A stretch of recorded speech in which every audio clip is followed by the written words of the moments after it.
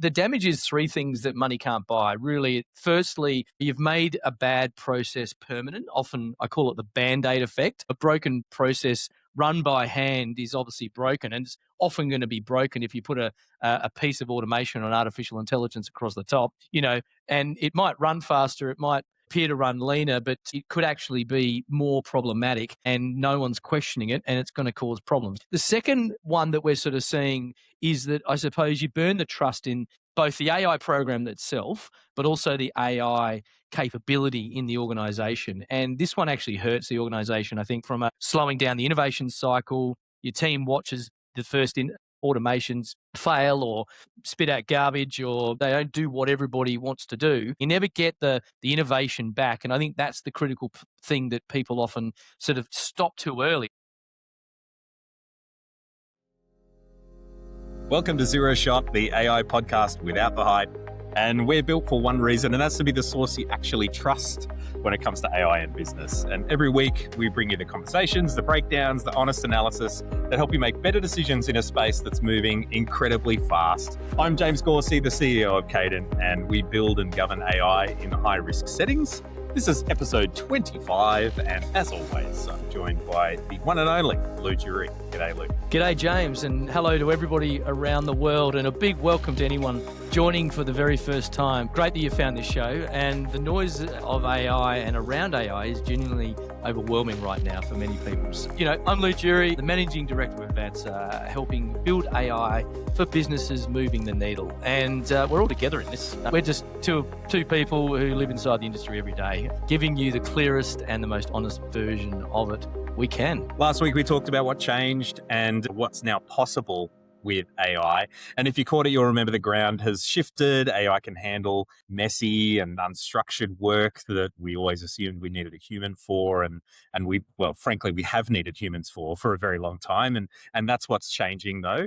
Knowing what's possible is one thing though, knowing what's actually worth doing is another thing entirely. So that's today. So our goal by the end of today is pretty simple. We want you to be able to look at any task in your business and know exactly which pile it belongs in.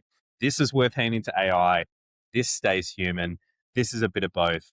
Let's sort through what might be a little bit challenging for some organizations, Llew. Exactly, James. And there's three core moves that we've got today. The first one is why the thing your gut often tells you in business to automate is usually the wrong thing, right? And then we're going to move on to the 5 fast triggers that help you spot the real candidates to automate and use AI in your business without even thinking about it. And then finally, we're going to go through the questions that you can run a candidate through to decide properly whether to build it or not. And notice, then decide, and let's get into it. So who's our sponsor, James? Our sponsor is Cowboy, Llew. I'm so glad you asked. Quick thanks to them, because everything today is about pointing AI at the right thing. And the moment you've found that thing, the quality of what you get comes down to how clearly you instruct it.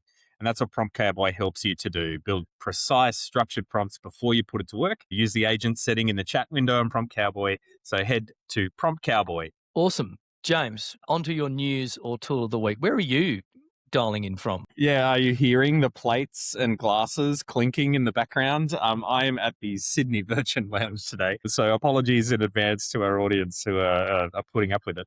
But look, I've been down here for a relevant purpose that the Australian AI Safety Forum, which is put on by the Department of Industry, Science and Resources, in cahoots with a couple of other great organizations like Gradient Institute and Good Ancestors and things like that. Fantastic event. And getting 300 people in the room who are all looking each other in the eyes, some of whom for the first time going, this is the group of people that are going to guide Australia through the AI maturity curve in a way that's responsible, in a way that benefits the most people possible. Really, really energizing experience, and really proud to see a couple of Queenslanders appointed into key positions at the Australian AI Safety Institute as well. Kate Conroy and Paul Salmon, fantastic people, and I couldn't imagine better people in those roles. So well done to them. Llew, what's your news, mate? Look, there's been plenty on, James, and the big one that everybody's been using, I suppose, and thinking about security actually with its twin mythos is Claude Fable. And Fable came back last week with a vengeance. And It was, I think it was Thursday morning, first up or something like that. The announcement came in from Anthropic that obviously the White House or someone, the State Department had, unleashed it again, albeit in a format that was, I suppose, maybe they're calling it a little stripped out. So they've spent a month, if you remember, it was turned off a month ago, and they've spent a month cleaning up Fable for us outside of the US. Anyway, I went in there and I said, I'm going to build my website today. And I rebuilt a whole website literally in one day. And that whole website was incredible because it's got so much generated in a week, so much more traction and conversion. And it's actually really starting to produce the goods. So we've got an amazing model called Fable that's actually producing better conversions and better leads and things like that. And I'm just blown away with it. I mean, I'm saving it up every week for one key task because I know I just max out the credits and tokens and have to go begging to the team's Yeah, Claude you don't want to administrator. spend $50 US on a million tokens out, do you, Lou? Right. It's just unreal the And cost of tokens it, out for that one. it is. And then it blows in 2 hours again, James, and we're done. So look, I think one task a week in Fable. I've been training some clients yesterday, and they're in the property game, and they basically were saving it for some pretty deep research, and they were blown away. They said this would be an analyst for 2 weeks in our company. We put it through Fable. I sent it to the other partner, and it was just eye-wateringly good. I'm talking about. So Claude Fable is my tool of the week, which leads me to segment one, James. I'm going to get straight into it. So why your instinct is usually wrong. And this comes back to, I suppose, the instinct we have to reach the obvious, right, James? And, the customer service, the email, the things that are easy to picture and put in a box and go, I need to automate that because, you often scan the room and say, what do you need automated? It's often the low-hanging fruit. So, James, you talked about it plainly last week. Do not go and automatically go to customer service just because it's easy to imagine. The visible tasks is rarely the highest value one. And this is the key message, isn't it? So, it's often, I suppose, when a business first gets excited, James, about automating, what do they normally reach for? And why is it often so wrong? Why do they often go actually to the low-hanging fruit and get it wrong? Yeah, look, I think your point about Fable, where we now have access to these models, which are beyond what we thought might be possible in the early days of LLMs, where it can tackle some pretty complex work. It can make short work of something that might take a person a couple of concerted weeks to produce an artifact for, like a report or a document or a website or what have you. And coincidentally, I did the exact same thing you did when Fab came out. I was like, I'm gonna make my website better, you know. And it's funny the kind of the one wood that you go to when you're in situations like that. But the interesting thing that I want to mention, especially in this context where, why you're going for your one wood, like the website, for example, feels like the best thing to do. And it isn't always, is because of the sheer raw capability that these models have now. And the knowledge work that we're used to paying highly qualified people a lot of money to just sit down and do some thinking about, that access to that kind of intelligence is now democratized in a major way. And that kind of capability is not something that we're used to automating. We're used to having conversations with those kinds of people. We're used to sitting down for hours and doing workshops. We're used to combing through documents. But that kind of work is now very, very much able to be automated. So getting out of that mindset of if it's mechanical, I can automate it, and into the mindset of if it's to do with information synthesis, it can be automated. It's a bit of a step change. And we kind of covered that off a little bit last week.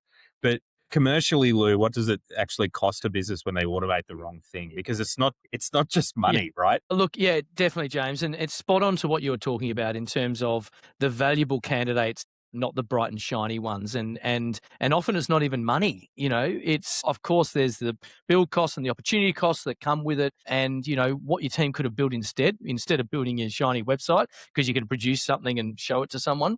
The damage is three things that money can't buy, really. Firstly, you've made a bad process permanent. Often I call it the Band-Aid effect. A broken process run by hand is obviously broken, and it's often going to be broken if you put a piece of automation or artificial intelligence across the top, and it might run faster, it might, appear to run leaner, but, it could actually be more problematic and no one's questioning it and it's going to cause problems. Now, articles are starting to come out about that. The second one that we're sort of seeing is that I suppose you burn the trust in both the AI program itself, but also the AI capability in the organization. And this one actually hurts the organization, I think, from slowing down the innovation cycle. Your team watches the first automations fail or, spit out garbage or, they don't do what everybody wants to do. And, you never get that first impression back. You never get the innovation back. And I think that's the critical thing that people often sort of stop too early. It's a bit like when you launch a Google Ads campaign and you only turn it on for a month. You don't let it go for 3 months to really test out what's going to happen. So, Yeah, you don't get enough data in those situations, do you, to actually make an informed decision, right? You don't get enough data to see the informed decisions. Absolutely. And, that's the difference between, winning in this game and sort of, and then transforming in the game. And I think that window might shut again if you actually don't do that and get the appetite right. So momentum is the third point here that's super important around that. So I suppose, James, you've been at the Australian AI Safety Forum, and sometimes this comes into it in terms of when a business first gets excited about automating, what do they reach for? And are you seeing, or they're talking about even at this safety forum, where they got the first wrong move and it actually caused safety and security concerns? And what I just said about the three, tiers of commercially, what does it cost? Were they talking about that at all? And once bitten, twice shy type thing? Yeah, I mean, technical AI security is it's a really fine-grained and specific kind of section of technology work. But when we talk about it in a forum like the Australian AI Safety Forum, we're often talking about it in terms that people do understand, which is the data going to the right place? Do we know where the data's going? Is it being synthesized in a way that we're happy with? Are we judging it against the right metrics? Are we evaluating the systems that we're adopting? And so in that respect, yes, it's absolutely critical for all of us to be mindful and intentional in the selection of the tools that we're using. And 9 times out of 10, it's going to be, are we going with Claude? Are we going with Gemini? Are we going with Copilot? Are we going with ChatGPT? That's kind of the broad brushstrokes choice that a lot of business leaders are being asked to make right now. But the more important choices after that point, when you reach a higher level of AI maturity, are what are the right tools for the right job? Yeah. And I was sitting at a round table with somebody from defense, data science in defense. And he was like, oh, yeah, we run Gemma 4 on our own hardware because above a certain information classification level, we are not allowed to use public models of any kind. Like we're not allowed to use Copilot. We're not allowed, even though it resides in Australia, the fact that it goes into another company's server, another organization's server is the problem because that data is that sensitive. So they have to put up with lower performance from their LLM because that's what they're able to deploy in that environment affordably. And they essentially have to take the performance hit and the speed hit associated with using a less powerful LLM in order to do their job because of the level of sensitivity of their data. So the moral of that story is, yes, there are ways to get the productivity benefits of AI, but we may have to kind of settle a little bit for the kind of model that we're using and the environment that we're in. So yeah, as somebody in a sensitive sector, you may have to settle for lower performance. And but in the interest of the greater good, which is, yes, we will get net benefit by using AI in this situation in the way that we can, despite our constraints. Yeah. Yeah, awesome. And I suppose it's a good time to go into our next segment, which is the 5 triggers and, putting this on the radar, I suppose, James, and making sure that there's actually a plan in place, to actually go through how you're going to execute on this and make these decisions. So I'm looking forward to this part of it because we can actually really pull out some of these simpler signals around what gets missed the most. And, there's a lot of people out there hunting for something impressive to automate when the real target is the boring thing that they don't want to do or don't want to repeat or, or even the favorite problem to solve. That's the one the thing that I come across constantly is I love doing that bit of my job. And so I will never use AI for that. So go away, AI professional. And yeah. as much as I understand that, it's not always the best business decision, right? It isn't, mate. And look, I think we're doing this sort of segment now around the 5 triggers, and the first one being trigger 1, which is we're calling it the repeat test. So something that basically you do the same task from, more than once a week, more than a few times a week, and it's starting to become a candidate. And when we map this out with our Rewire program, it's about going into that business and sort of going, right, well, what do you need to do to actually execute on this? And what's something that is not just low hanging fruit, not something that's shiny, something that you can think about right now that's actually feasibly going to get up in the business. And what's something if I have a room of 20 people, 3 to 5 people will say we all do the same. We'd love to do that one first. So that's the first candidate, right? So James, talk us through that repeat test about identifying and finding it, and how could someone listening to this episode you know unearth that amazing opportunity in their business? That's a good one, because I literally got asked this question today by somebody who's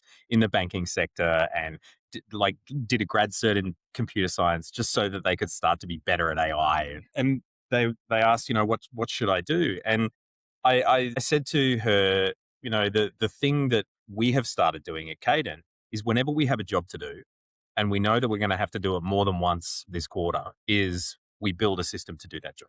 Rather than do the job, we build the system to do the job. And what we might find in that process is that it doesn't do it as well, or it does it a different way, or what have you.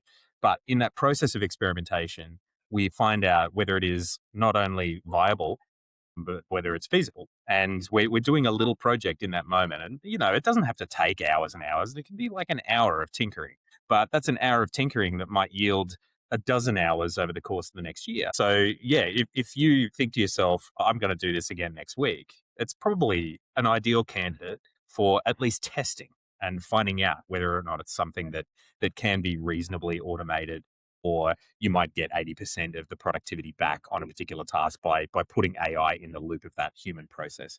Yeah, brilliant. And we call it reveal in our business at Advanced, and we basically say it's all about mapping the current state and finding the keyword in this trigger, the bottleneck. And the bottleneck is the that pattern that we talk about, that candidate that we unearth really quickly. And I suppose that goes to trigger number 2, James, in terms of it's the sentence test. So if you can say it as when it actually happens and then it happens, it's something that can be likely automated, right? And, the trigger could be a messy trigger. It could be a multiple trigger that happens.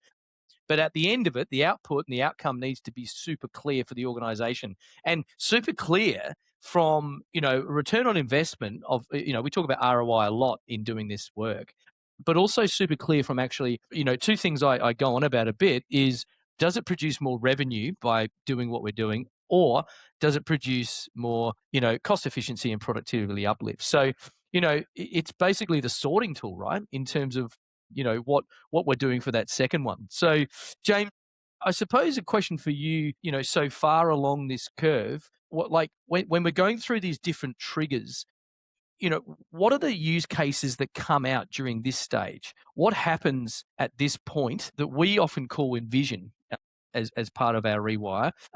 And it's about defining the outcome and the go, no go. How do you look at it? Yeah, I think at this sentence test kind of moment, what you're looking for is the ability to articulate a problem and a method with which you're producing a solution. And this sounds hauntingly familiar, right? These are procedures. You know? Yeah.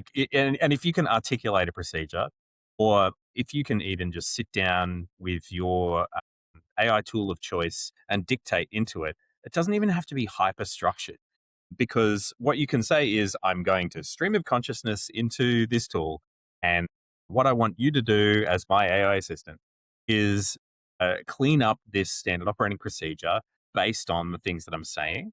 And when we get to a certain point, I want you to start asking me questions to fill in the gaps of the things that we actually do in our day to day that add value to this procedure.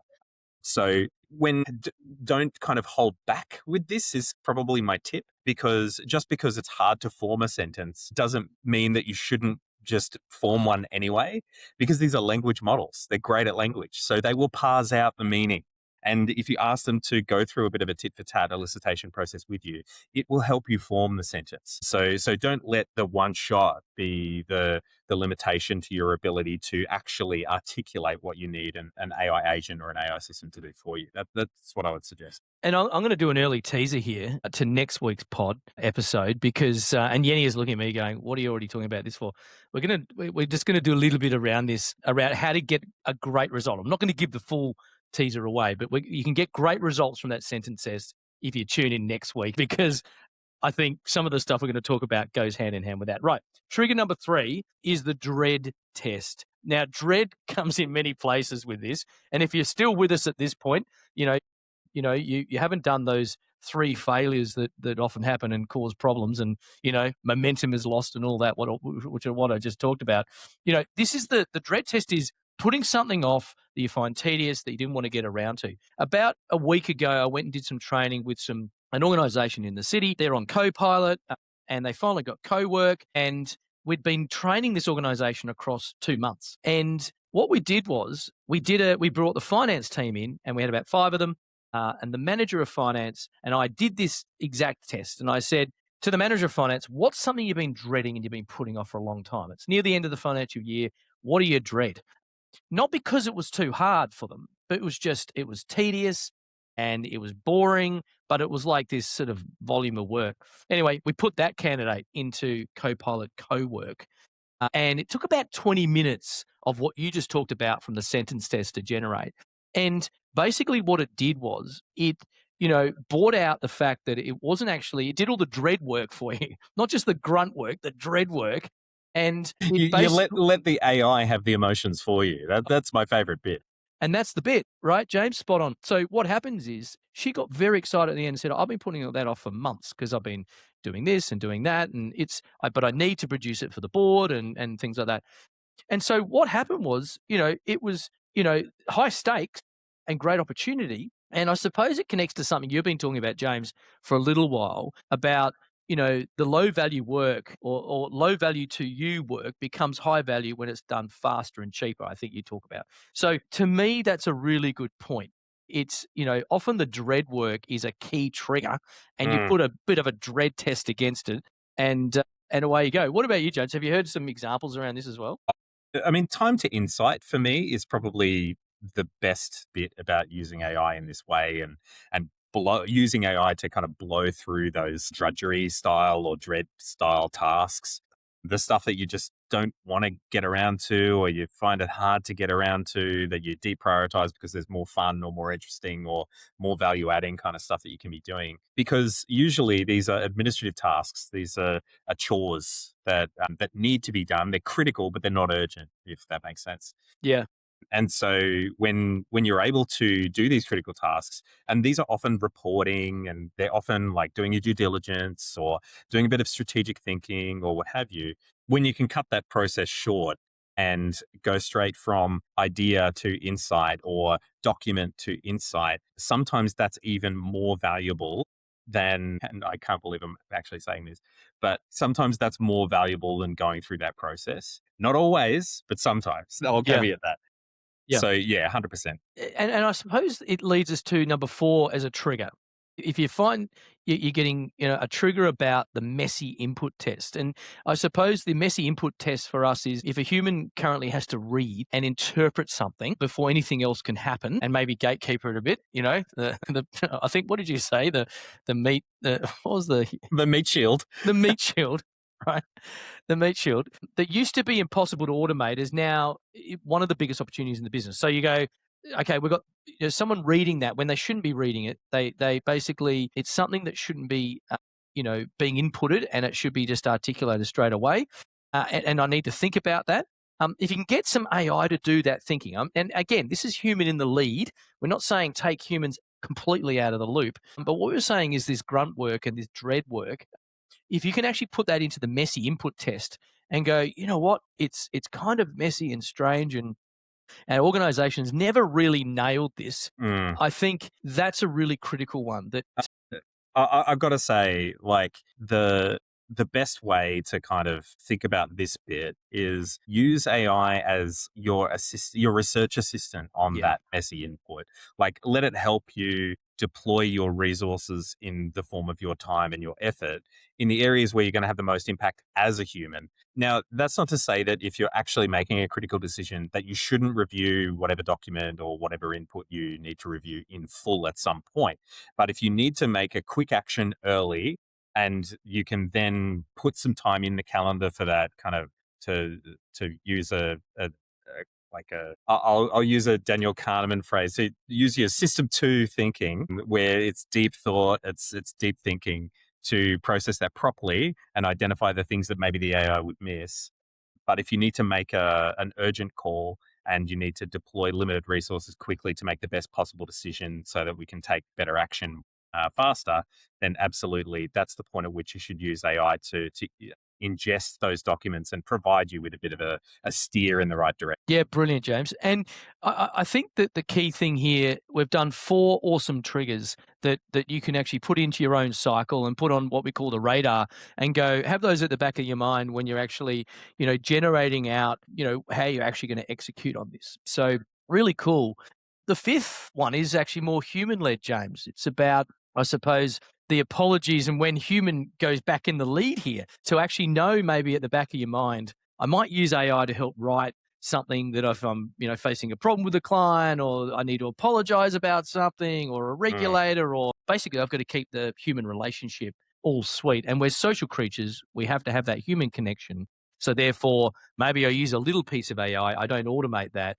And I get on the phone and apologize like, what happened today with a whole telecom player going down. And the first news article today was the CEO was overseas, so the CFO had to come in and do the public facing apologies. Now, you wouldn't let AI do that, would you, James? Absolutely not. And I think this is like the AI governance term that comes to mind in this situation is accountability. Who is accountable when something goes wrong? Because things always go wrong in business, regardless of whether or not AI is involved.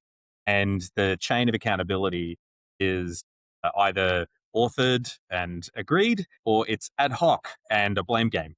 And if you can get on the same page about how we disclose our AI use, how we're transparent about that, that is the first step in owning the fact that you use AI systems in your work. And then having the policy behind that to say, yes, and we have this accountable person or this accountable group who makes decisions about adopting AI for higher risk or higher criticality business processes. That goes a long, long way to assuaging most stakeholders, because it's not that people expect you to never make a mistake. It's they expect that when you make a mistake that there's somebody there to pick up the phone and take accountability for something that's gone wrong and commit to you that you're going to make it right and it won't happen again. And if you're using AI in a way, or even if you're designing your business in a way that prevents that kind of interaction from happening, I don't know, maybe that's not an AI problem, Lou. Yeah, absolutely, James. And I think this is a really good point to sort of just pause and reflect to listeners about if they ran their own week through the first 4 triggers.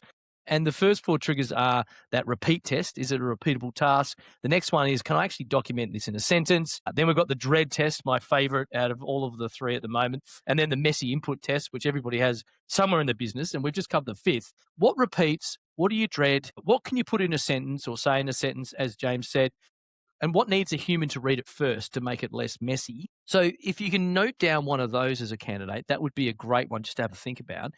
And then go back and then hold that against the 5th, right? You test it against that human piece that James just talked about, and which is called the apology test, I suppose, and see if it survives. And it's something we do in our process called Rewire, where we actually go through the R, the E, and the V, which is reveal, envision, and then weave. And we do this really cool thing that basically gives us a picture of, the viability and feasibility of actually that getting up. So we basically queue it up. Are we going to build it? Are we going to put it in onto the radar? Are we going to do it? Or do we do the apology test and jettison it? So that's really cool, James. Last question in this segment. Of these 5, which one do people miss the most? Which Well, does missing cost people the most? I think that's a really hard question, Lou. It is. You know what I think? I think at the moment it's the apology test. Mm. Because I still think we're in the human phase. I still think this whole, AGI and singularity stuff, is being promised, and you go and listen to other podcasts and things, and there's sort of, oh, it's coming soon, and then next year, oh, it's coming soon, and all that. I still think we're in the human phase. We're heading very quickly. We're staying within the human phase of what we talk about. I actually What? think, to me, it's Mm. about the apology test. You, James? I'm going to go with the sentence test. And the reason why I'm going to say the sentence test is because when you're a specialist and you do work, a lot of the work that you do is implicit, like it's implicit knowledge. It's not very regularly that you are required to explain the process of your work. Mm. And so, and when you're in a specialized field, that makes sense. Like you're trusted, you are a specialist.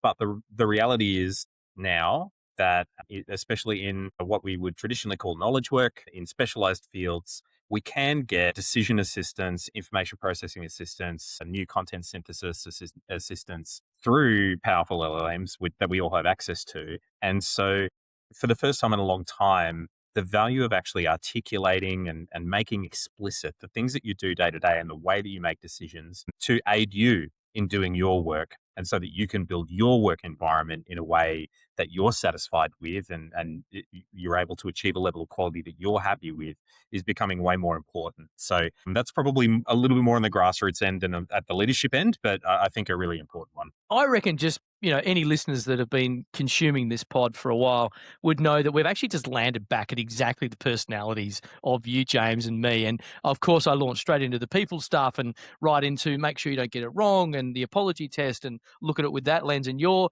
definitely you're in that world as well, but also you're about making sure it's meaningful so you actually get the output. That's a very Mm. good summary of that segment. And I think it leads us nicely to a couple of questions. Let's get into the interrogation side of this particular pod, episode 25, which is really cool. So I suppose the talking points, James, here is around what, some of these candidates that we've just, as a trigger that we've just flagged, you know, walk me through how they actually run it through.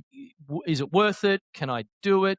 Should I do it? Is it feasible? I think you mentioned the word feasibility before Mm, mm. in the business.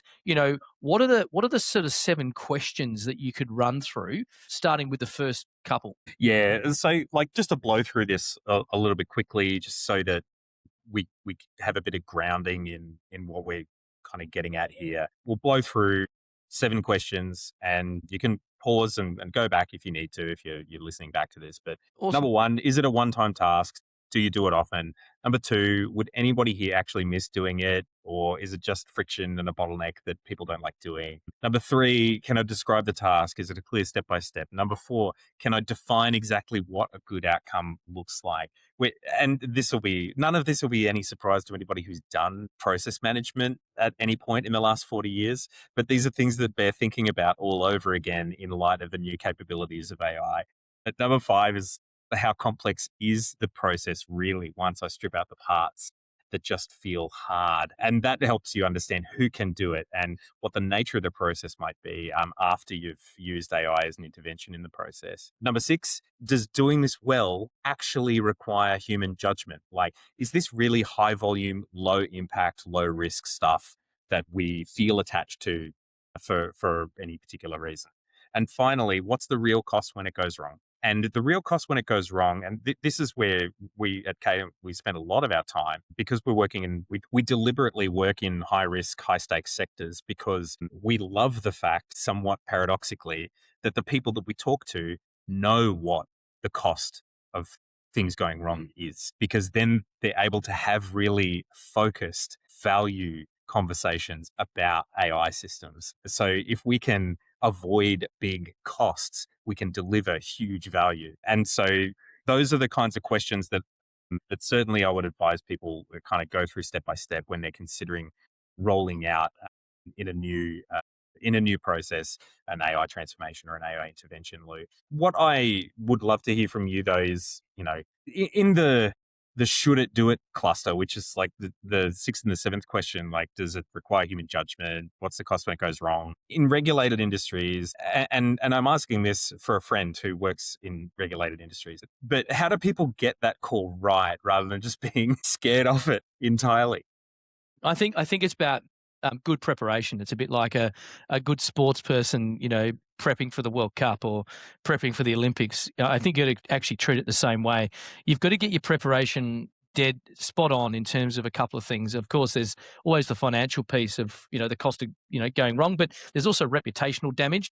And coming from my world of agency and what we always do, I actually think that organizations are being quite smart. That the organizations that are putting in AI at the moment and automation are really, looking at the number 7 on your list there, James, about what is the cost if it goes wrong in the organization. So that's not holding back, and it's not that they're not being brave. It's what it is actually they're being responsible about how they actually approach it, how they should go about it, right? Not sort of, they've talked about the worth it and can it actually do it. That's the easy stuff. Can it do it, and can I describe it and do my sentence and look at that trigger and map it out and everything like that. That's the easy stuff. But actually physically hitting the button, and if it actually goes pear shaped, that's the big one that they actually look at. So You know, that's often. my favorite bit about this section of our episode today is that when you learn ethics in computer science, a lot of it is about, it's not just whether we can, it's whether or not we should. And the should is where the value lives, which is it sometimes it feels unintuitive, but the more kind of should you become with these kinds of conversations, the more you realize that the hard conversations, the actual why conversations and the value, the calculation of the value, it's just where the value lives. It certainly is, James. And look, something that we can just reflect on, I suppose, as a bit of a takeaway on this part of it. The is it worth it? Is it, can I actually do it? And should I do it? I actually say you should go for it within reason, within the guardrails, the constraints of your organization. Be brave about it and make sure that you understand, you don't just go blindly charging into it, but you understand the constraints around your organization, licensing, the legals, the constraints, et cetera, et cetera. So I think organizations are quite smart, and I'm really quite encouraged when I go and see organizations who are going for defense contracts and they've got, certain on-prem and things like that. So this is awesome. Look, key takeaways of this pod and this episode. This has been a delightful episode, Lou. I've really enjoyed this one. It's been good, hasn't it? It's been really, really cool. It feels, again, like it's too quick. James, what are your key takeaways from the whole episode? I am still kind of awash in the glow and a little bit of overwhelm from the AI safety forum. And so I think there's a lot going on in my head right now, being in a forum like that.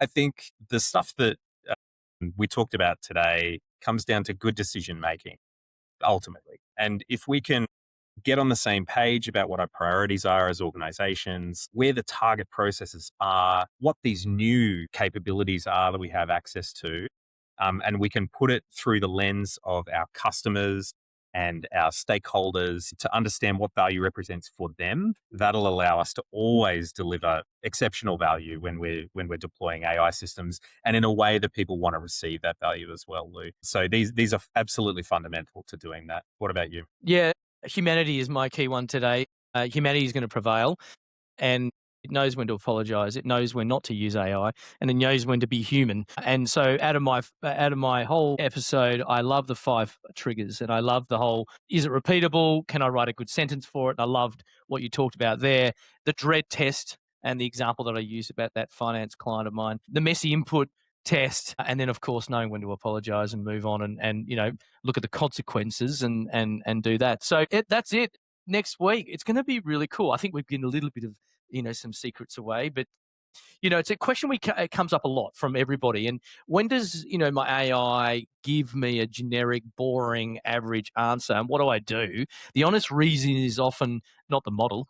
Because the models are getting, like Fable, super, super powerful. The next episode we thought is going to be all about prompting and context done properly. And then the real work, which actually happens under the layer of an AI agent to actually give it the right data, the right role, the right memory, the contextual memory, as we said, that understands your business. So I'm really looking forward to this. And, if you get this right, everything you do with AI gets really sharp. So yeah, don't miss this one. 100%. And thanks again to the team at promptcowboy.ai. If today's session made you think about how to actually get your team using AI properly, go and check out their agentic prompting feature.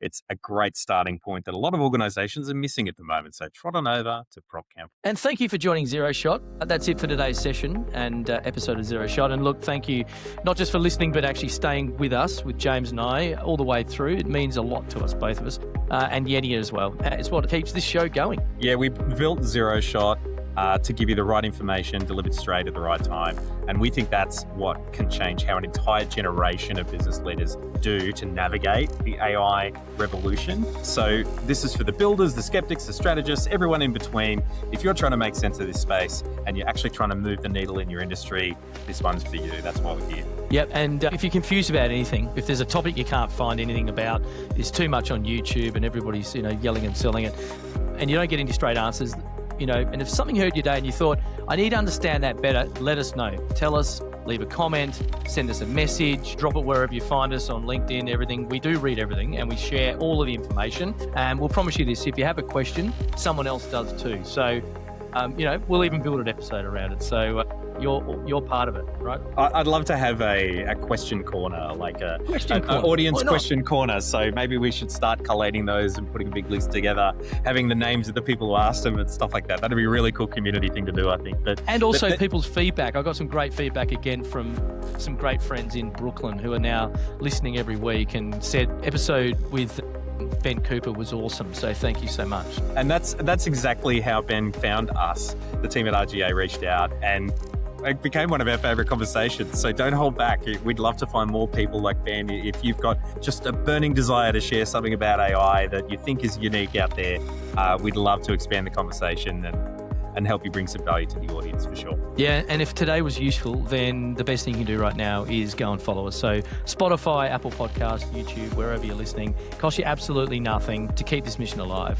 And follow our LinkedIn page, search zeroshot.com.au. Follow James Gauci, of course, and Llew Jury on LinkedIn, wherever we are.